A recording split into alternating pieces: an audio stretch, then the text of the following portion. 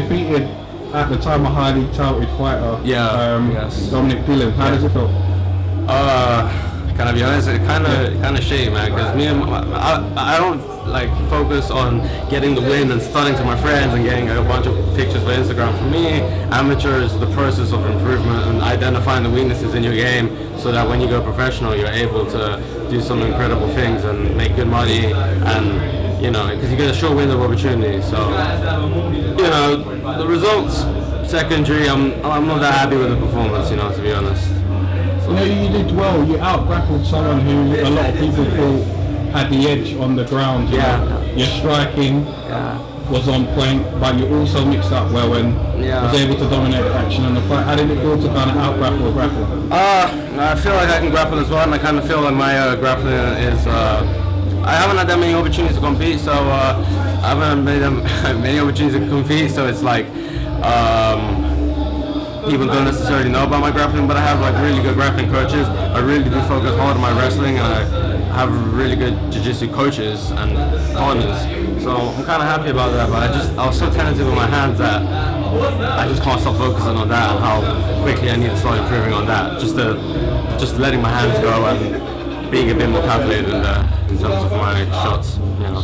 So what element of your opponent's game or the fight itself that made you a bit pensive in terms I don't necessarily think it was him. I don't mean to disrespect him, because Dominic's a phenomenal dude and a great fighter. You know, he's had like 30 MMA fights or something. I don't want to be, maybe 25 MMA fights. So I got a little bit I was like so relaxed when I saw my friends and whatnot, but like I felt like when I got in there, I was kind of being like, one part of me was telling it's good, like throw a hook kick, then the other's like, hey, you know what, step back for the cross. And I think I had too many things thrown at me to where, you know, eventually I kind of just took that first round.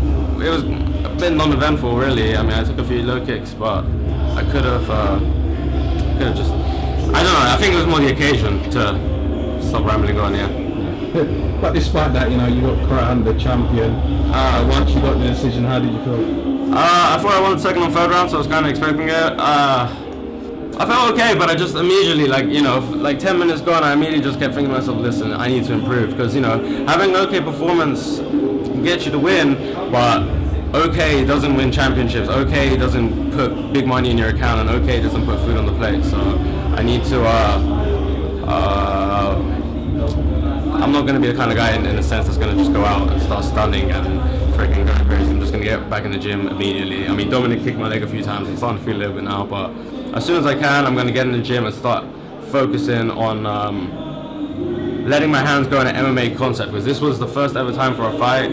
This is my fourth fight now, where I actually didn't really spar MMA. I was sparring boxing with like amateur boxers. Guys were competing in like boxing amateur championships. I was doing jiu-jitsu with jiu-jitsu guys. I was doing wrestling with wrestlers, and I think it kind of showed, because like when I got in on the legs, I was doing okay, but it was almost that range in between where it's like a punch to the takedown where I was struggling a little bit. I remember in the second round I shot a really shitty low inside single, and I was just thinking to myself halfway, like, what the fuck are you doing? Like, you better finish this, because it's embarrassing, you know. Yeah. So finally, what's next for you? Next is getting back into the gym tomorrow morning if my leg lets me, and going to Nogi and getting a little bit more jiu-jitsu in, just as a sense of therapy. Then I'm going to call my boxing coach and be like, listen coach, I was apprehensive in there, and he really wants me to, I mean, you know, he's a boxing coach obviously, but he understands my MMA goals, but he wants to put me in the amateur boxing circuit. So I think what's going to be next for me is a few amateur boxing fights, and depending on my performance in that, I'll go to MMA afterwards. I want to defend the belt because WFS is a great promotion, and you know, they're fastly becoming a very legitimate promotion. So in order to uphold that reputation, I need to defend against the toughest competition. So obviously defend my belt, but work on the things that I need to work on in order to be a very successful professional. Not just get a win and go on Facebook and listen to my friends tell me to well done. Nobody's a bigger critic on myself than me. Maybe my other corner, Mateo, is pretty competitive with that, but you know, when he was telling me in the cage, hey, that wasn't great, and I was like, yeah, fucking no, shit. I was like, did I win though? He's like, yeah. I was like, huh, I guess. Yeah. Sorry, I'm from rambling on. So is there anyone you want to thank lastly? Okay, yeah, just my boxing coach, Gary Foley, Finchley Amateur Boxing Club, you know, I mean, you know, I've had a lot of tough training sessions there where I've had to spar a lot of the amateur boxers, like go into their territory, keep my mouth shut about MMA, don't mention it, I'm there, I'm a boxer, and like work on that, and he's really taken me under his wing. So like when we do our sessions, he's identifying what I did wrong in sparring and really helping me. He helped me peak for this training. My wrestling coaches, I've got a few of them, Eric, Luba, Amir at Legion,